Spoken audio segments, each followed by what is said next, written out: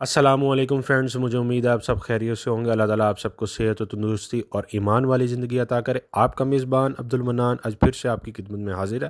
آج کا جو ہمارا ٹاپک ہے، ایک ایسا نسخہ میں آپ کو ہربل نسخہ بتاؤں گا جس سے نہ تو آپ کو کبھی قبض ہوگی، نہ گیس ہوگی، نہ موٹاپا ہوگا انشاءاللہ۔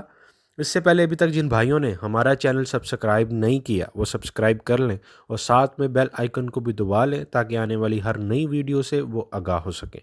جی، جو constipation, intestinal gas and belly fat, ایسا کیا ہے جس سے ہم ان تینوں چیزوں پہ قابو پا سکتے ہیں؟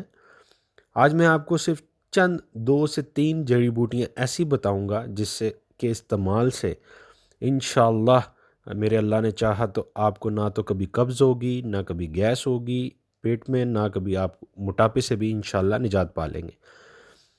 جی، دھیان سے نسخہ جو ہے وہ نوٹ کر لیں۔ سب سے پہلے آپ نے لینے ہیں تمے۔ تمے جو ہوتے ہیں، اس کا جو گودا ہوتا ہے تمے کا، وہ لے لینا ہے آپ نے 50 گرام۔ ساتھ میں دیسی بادام کی گریاں جو ہوتی ہیں، جو ہمارے دیسی بادام ہوتے ہیں، وہ لینے ہیں 25 گرام۔ اور منقع لینا ہے 1 تولہ۔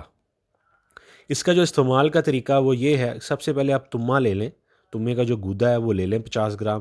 اس کو آپ نے اچھی طرح کھرل کرنا ہے۔ وہ اتنا کا کھرل کرنا ہے جب آپ سمجھیں کہ آپ کو ہلکی سے ہوا لگے تو وہ اڑے، بالکل بریک پاؤڈر ہو جائے گا۔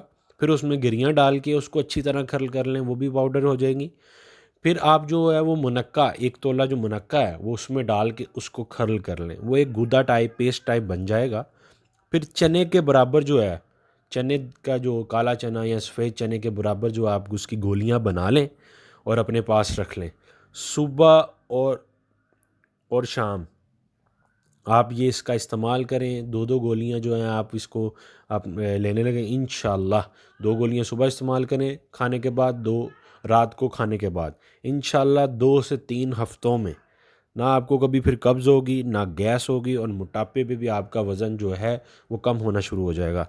اسے اگر آج آپ کو ہماری ویڈیو اچھی لگی ہے تو لائک ضرور کیجئے گا، اور ساتھ میں کمنٹ بھی کیجئے گا، اور جو بھائی یہ نسخہ استعمال کریں ان کو فائدہ حاصل ہو تو اس کے بعد حوصلہ افزائی ضرور کیجئے گا۔ اپنا خیال رکھیے گا۔ اللہ حافظ۔